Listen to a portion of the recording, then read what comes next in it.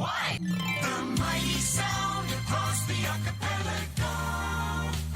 Radyo natin nationwide.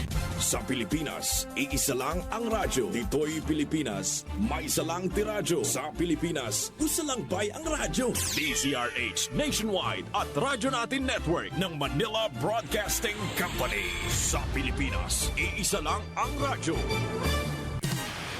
Serving the Philippines. This is MBC Media Group's Radyo Natin Nationwide, a member of the KBP. Radyo natin nationwide. Piliranon, imong katungod ang mahibaw sa kalihukan sa provincial government. Nahimugso ang programa.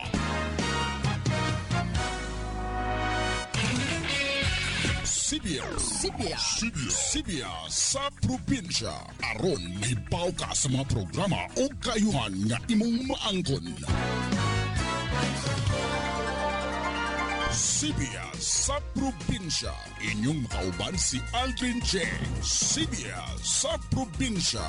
Matag adlawng Miyerkules sa alas 11 sa buntag hangtod sa alas 12 sa uto sa Radyo Natin FM.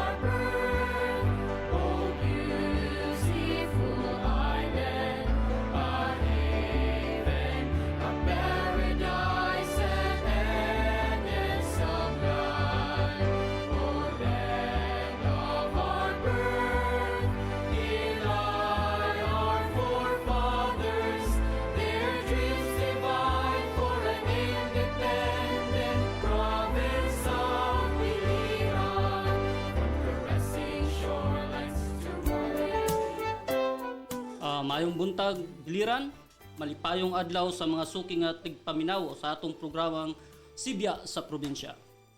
Dinhi sa 103.9 Radyo Natin. Karon adlaw Marso 5, 2025, adlaw sa Miyerkules. In behalf sa atong buotan ug abtik na host na si Sir Aldrin J. Kaing. Sir, salamat sa imong paghatag ug higayon nga imong ipagamit ang imong programa sa kapulisan diri sa probinsya sa Biliran. Kini inyong alagad si Police Staff Sergeant Larry Abad maghatag kaninyo og impormasyon tikang sa inyong kapulisan diri sa tibuok Biliran.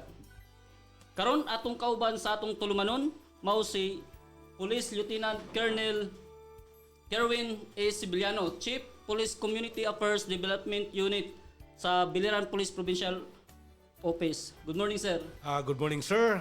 Sugad manggihapon ha naton mga tigpaminaw hining programa nga Sibya sa probinsya. Maayong buntag hay inyong tanan. Ug kauban sab nato karon ang Operation Officer sa Naval MPS si Police Lieutenant Jimmy Dilima, sir. Good morning, sir. Sugad mangyapon ang mga nagpaminaw yanahan Sibya sa probinsya. Sibya sa probinsya. Mayong buntag kanatong tanan. Good morning, sir.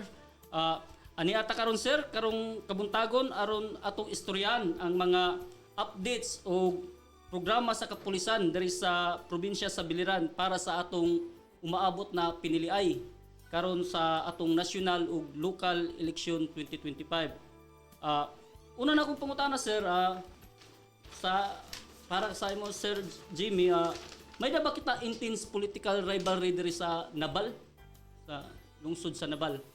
So para sir, based sa record nato, sugod sa pag election period nitong January 11, 2025, so far sa pagkakaroon wala tayo na monitor nga intense rivalry, sir. Peaceful man ang atong parte sa mga eleksyon.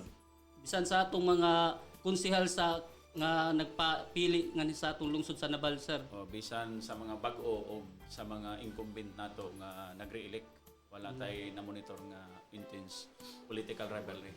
Between Salamat, sa sir. Sa Sir Sibiliano, sa atong mga midagan sa atong national nga mga nagpapili, wala ba intense political rivalry? Pagka hatong base sa sitwasyon naton ha national, baga waray man naton mo. Ay, So bagan Maayo. normal la ani kuanan. Ang sunod na pangutana, sir, di ba na-maintain nato ang atong probinsya nga insurgency free. Karon ba ato pa bagyapong na-maintain nga walay na monitor or na himo nga gitawag nga private armed groups or armadong grupo diri sa Biliran o kining gitawag nato nga communist group sa Biliran sa Nabal? Sa pagkakaroon, sir, may tungodan ng communist terrorist group or monitor nga mga PAGs. So pagkaroon, sir, wala tayo na monitoran ng mga organisasyon. Na-maintain nato ang atong Biliran province o pudang Nabal sa station na pre-insurgent sa pagkakaroon, sir. Sir Kirwin, may da ka pa ba dugang ani nga about ani nga parte aning sa communities group kung may da ba kita na monitor? Pagka matud about hiningat community communist groups. Anaton Biliran ng probinsya kung balik naton Hans September 11, September 11, 2024 last year, ang Probinsyang Biliran igin declare o nagkamayada inauguration tinatawag nga SIPS or Stable Internal Peace Security Condition. So ito nagpapamato dito nga nato na Probinsyang Biliran in ligtas or free from any communist insurgents or terrorist groups. So amo ang nag-declare ito, amo mismo ang AFP. May na natin mga bisita nga mga dagko nga mga mga bisita, mga generals about ito nga pag-declare na SIPS han Probinsyang Biliran. Also attended by different regional directors and anaton na governor ni Sir Gerald Espina. Nakatug gihapon ito. Hinaut nga ato ning ma-maintain o mangayo kita tabang sa atong komunidad nga ma-maintain nato ang atong pagiging insurgency free nga di sila makasulod diri sa atong probinsya sa Biliran. Sir Jimmy, mangutanaw ta ko sa about aning gitawag nga mga loose firearms. Kumusta man ang inyong pagmonitor o pag-follow up aning mga armas, labi na ito nga mga armas nga kanang wala na marehistro balik, unya kanang mga armas nga dili lisensyado?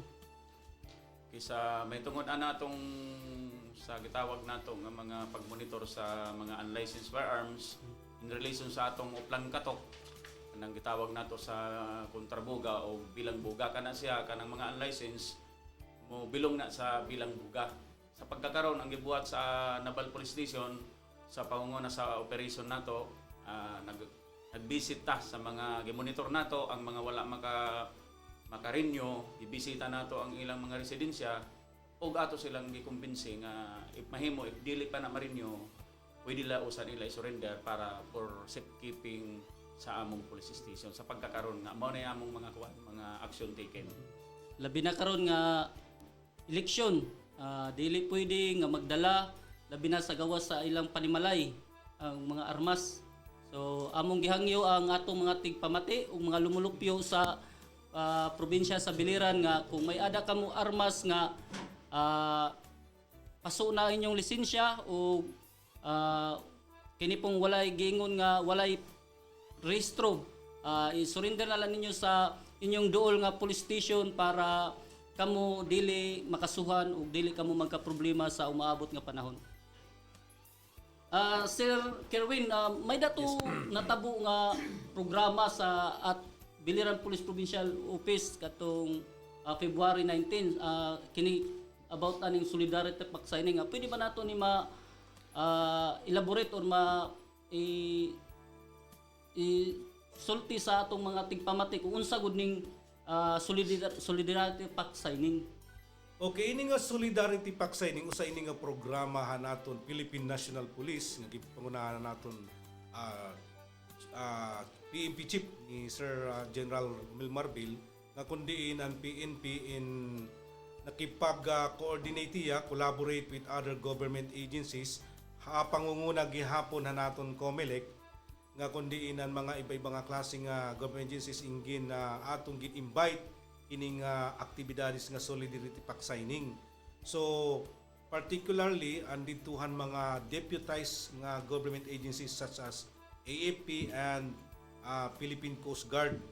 So inihira nag-invite naton tapos aton hirap nag-forge inihin signing or to ipakita naton ang ipakita nira ang suporta nira at yan PNP nato pingadto ha COMELEC about hining forthcoming election. So di dabagan sinsiring nga whole government approach ba nga kundi na naton mga ahinsya durdilaing nga ahinsya ang gobyerno in magbuburublig in order to attain hanaton sinisiring naton nga honest, safe nga and peaceful election. Yan ang national and local election 2025. So amo to ng pinaka-kaniya, amo to ng pinaka-concept o kanito nga atong programahan pact signing. Kinsa man to atong gihimo nato nga guest speaker nga sa atong Solidarity Pact signing?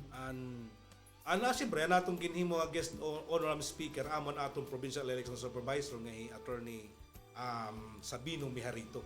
So amo to niya naghatag hina bagakuan message. So nalipay nga na ito nga atong takna nga kundiin nakita niya ang suporta, ang hulos nga suportahan naton mga turdilaing nga mga head of offices sa aton probinsyahan gobyerno dinhi Hapiliran. Of offices. Kini bali nagpakita nga ang COMELEC maoy lead agency karon sa kanang umaabot nga national and local election. Bali kita kuan lang kita support sa COMELEC. Bali sila ang pinaka-lead agency. Part ng security duha PNP and the AFP. So kita ang pinaka-deputized gudan pinakahan COMELEC.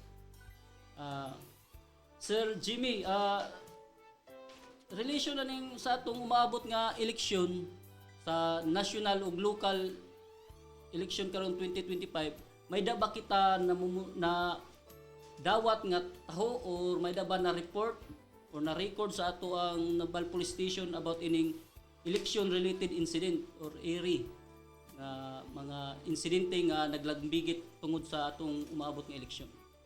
So para sa record sa ato sa Nabal Police Station, sa pagkakaroon wala pa tay recorded based sa atong bisan sa atong police blotter, wala tay recorded nga election related violent incident nga nahitabo sa Nabal Police Station. Sa pagkakaroon wala. Maayo kung mahuman ni atong eleksyon sa national ug local election nga ma-maintain nato ang peaceful nga piniliay diri sa probinsya sa Biliran. Hinaot nga dili na moabot ang time nga kailangan pa nga moabotan nga mga insidente. Kining gitatawag nato nga fake news gay mao man gyud ni karong uso sa social media karon sa ingong pa nga usa sa mga gitawag nga plataporma karon sa mga politiko. Gigagamit na nila ang social media.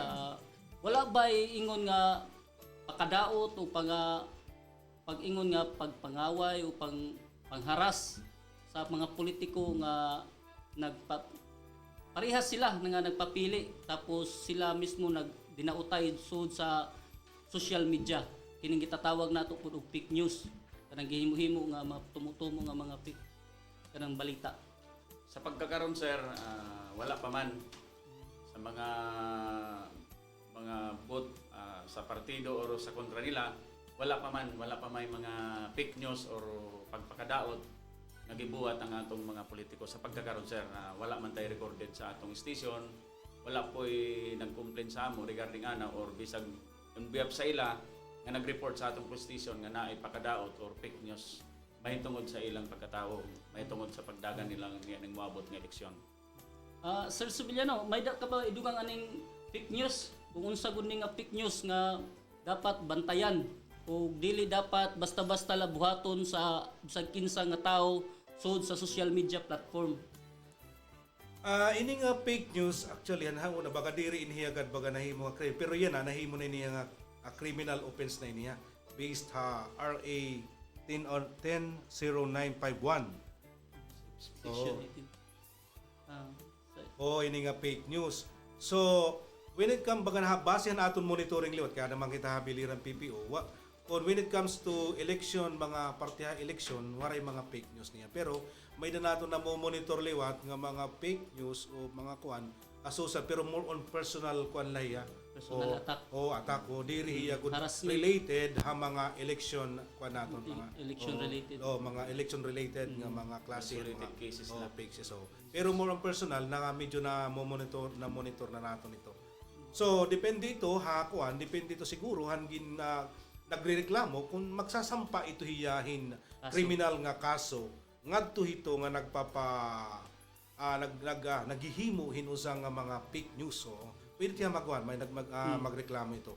So gingarantiyahan tuhan aton na balao dito nga klase. Ako lang sa idugang ug ipasabot sa ato mga tigpamati nga kining paghimo-himo or fake news kanang pagpandaot sa isig katawo nato labi na sa kanang mga tawo nga gusto maghimo og dautan nga tumong nga para madaot ang usa ka tawo sa social media kini ang mayda kini fine ang fake news pwede ka makasuhan og cyber libel so kining fine mo gikan og 40,000 to 200,000 so bugat-bugat yun dili basta-basta nga kantidad ug pwede sab ka mapriso sa aresto mayor pwede ka mapriso usa ka buwan ngadto sa 6 months mubayad pagyud ka so karon hinaot nga makahatag kami sa inyong impormasyon nga dili gyud basta-basta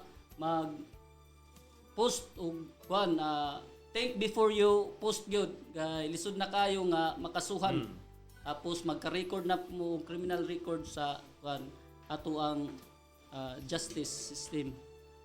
O sir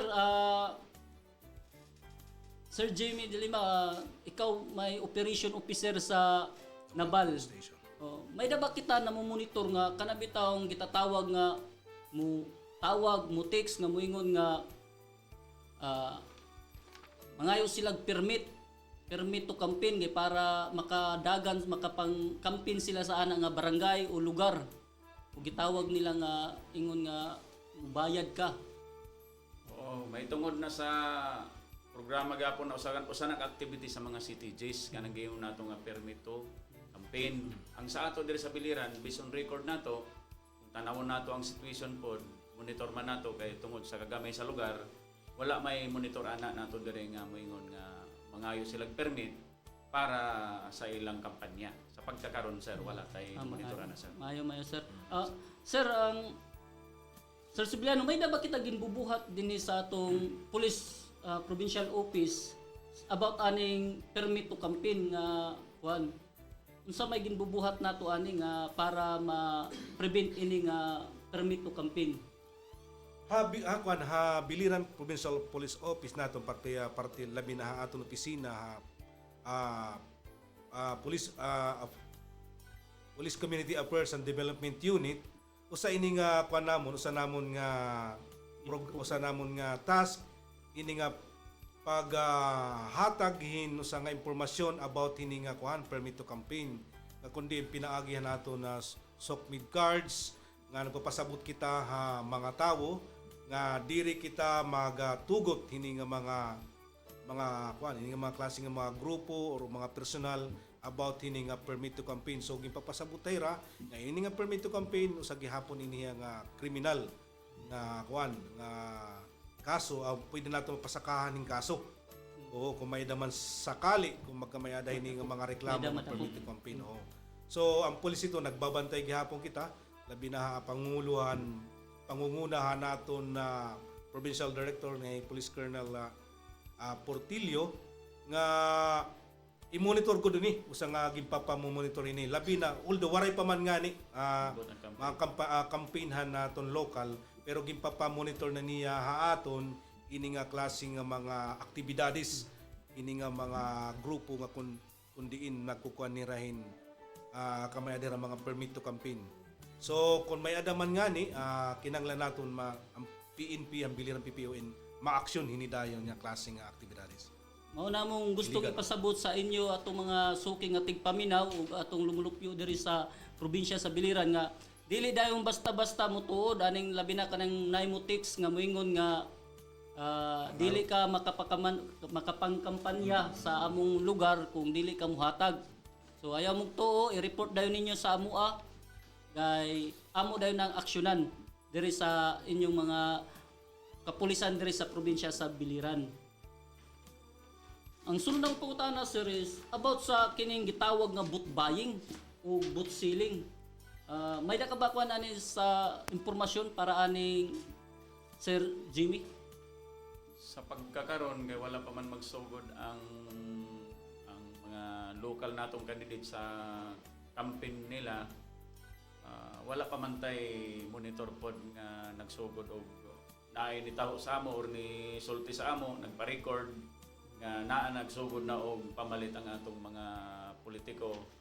Gitawag nila nga boot buying. Sa pagkakaroon wala tay recorded, wala tay monitor nga parte or politiko nga involved ba ng boot buying. Sir, Sibilya, may ka ba idugang nga ani nga unsay programa sa ato ang kapulisan para ani nga masumpo ni nga boot buying o boot selling atong probinsya sa Biliran kung may da man matatabo nga o madakop ani nga kanang krimen. As ito gihapon nga nato provincial office ingin direct nato na naton mga municipal police stations particularly nira mga chief of police nga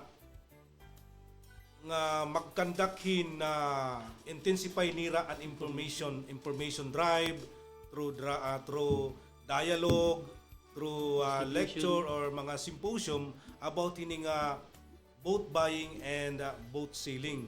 So hapag kamatuod nga ni hapag kakaron ang naton provincial director together naton mga chief of police and mga investigators are now having a meeting with the COMELEC about hining boat buying and selling. Kontrabigay. Nga ginatawag nila ang COMELEC yan na election nga kontrabigay.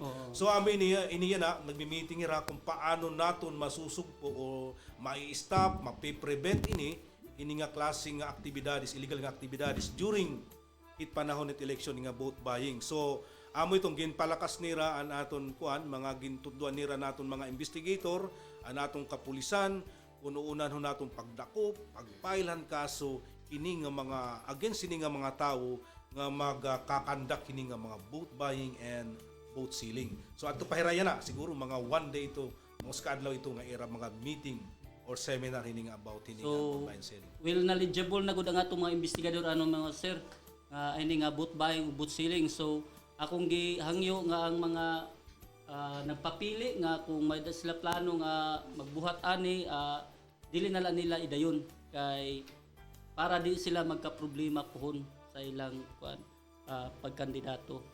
Ang kining ako po ipaabot sa inyo nga ang boat buying ug selling is prohibited in section 261 ug Batasang Pambansa bilang 881 or the Omnibus Election Code of the Philippines. So ang kuanan niya may da kita penalty, mapriso ka ngadto sa 1 year to 6 years. Tapos disqualification sa imuhang gidaganan nga posisyon sa ato ang gobyerno. Tapos di na pud ka makabutar sa imuhang sa imuhang right to vote, na imuhang right to vote matanggal na. So ato ning likayan mga ang dili lang sa nagbaligya kundi pud sa ang magpalit og boto. Karon sir may da pa ba kita idugang sa kuan mensahe gusto ninyong ipaabot nga mensahe diri sa atong lumulupyo diri sa Nabal, Sir Jimmy Niliba, may dababang gusto nga mensahe nga ipaabot sa atong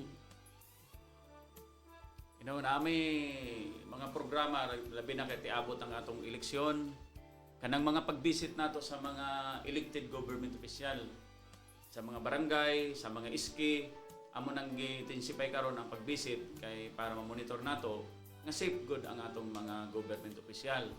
O sa ato pong kuan, sa ato pong mga candidate incumbent man o newly, ato pod gibuhat ang pagbisit sa ila tagsa-tagsa para makuha nato kung naa sila mga issues or concern, kung naay mga threat sa ila para ma-maintain nato nga walay election related incident mahitungod aning moabot nato nga eleksyon.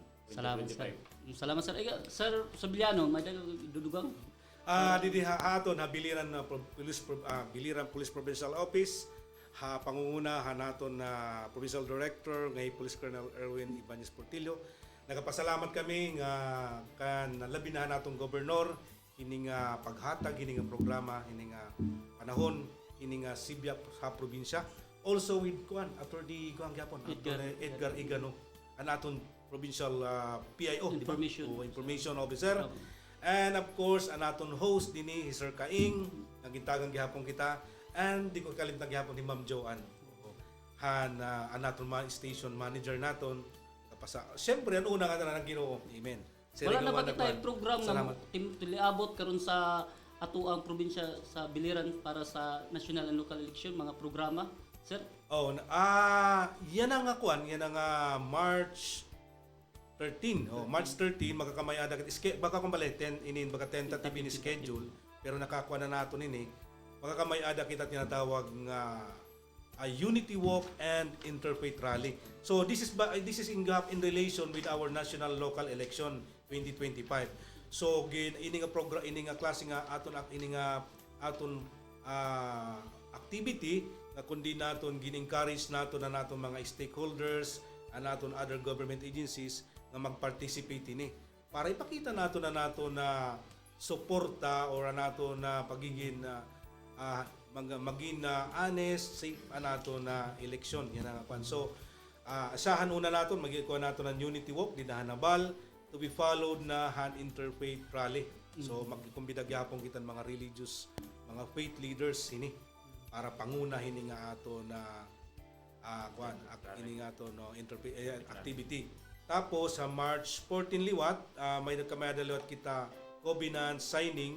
This will be participated by naton mga kandidato. Amo ni invite ang mga candidates naton, congressman, governor, at sangguniang panlalawigan para mag-participate naton covenant signing and candidates also a candidate forum para masabtan naton mga roles and responsibilities as a IRA, as a candidate, so man aton liwat nga mga mag-serve yan nga election. So amo ton sana maging successful ini nga magiging activity namon aton na Biliran Provincial Office PNP. So among karko ipaabot sana nagpasalamat kami han mga kan labi na kang Gob, kan attorney, kan Ma'am Joanne, sugadhan na kan PD nga tilagang kita en oras ining programa. Time check 11:29. Ang oras nato wala na kitay oras sa musunod nga mga programa. In behalf sa among Provincial Director Police Colonel Erwin Ibanez Portillo, kami nagpasalamat sa inyong pagpamati ug kooperasyon sa mga kapulisan diri sa probinsya sa Biliran. Daghang salamat. Salamat Sir Aldrin G. Kaing. Salamat kay Attorney Edgar Igano, Provincial Information Officer. Salamat sa atong uptik ug buutan na Gobernador Gerard Roger M. Espina.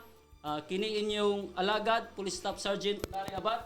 Salamat sa inyong pagpamati o sa sunod na pod nga programa sa atong mga kapulisan.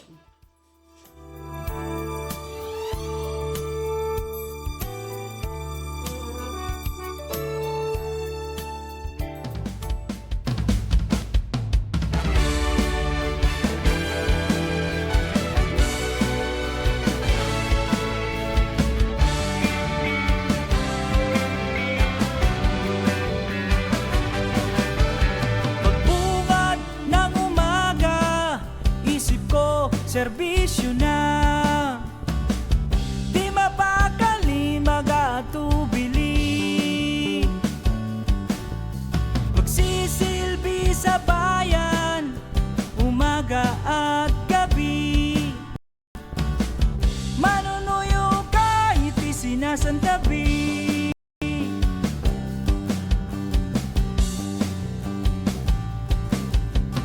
Tawag ng tungkulin, isa sa puso ko.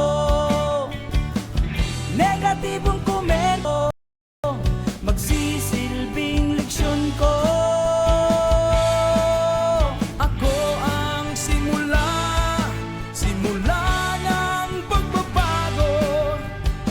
Hindi magpapatinag, anuman ang ibato. Ako ang simula ng pagbabago. Disiplinang pulis ibabahagi ko. Magsisilbing ehemplo sa lahat ng mga tao. Respeto at galing ay paparamdam ko. Dahil pulis ako, pulis ng pagbabago.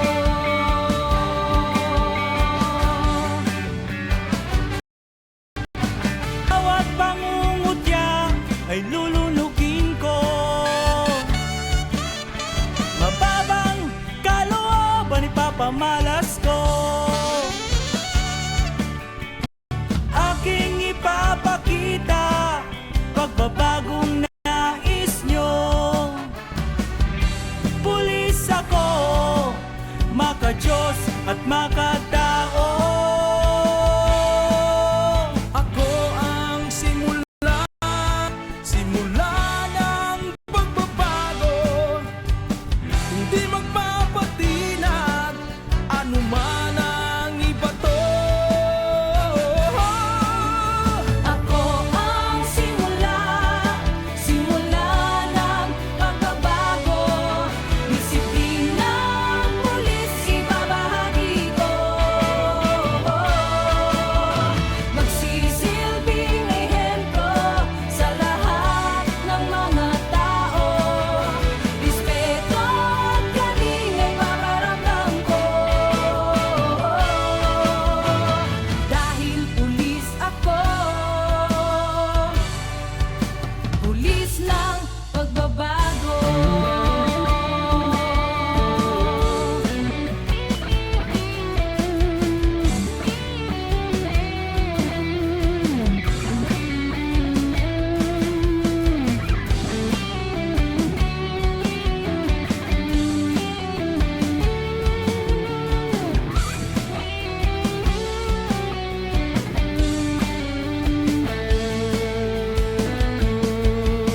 Ako ang simula ng pagbabago. Hindi magpapatinag, anuman ang ibato. Ako ang simula ng pagbabago. Disiplinang pulis ibabahagi ko. Magsisilbing ehemplo sa lahat ng mga tao. Respeto at galing ay paparamdam ko. Dahil pulis ako, pulis ng pagbabago.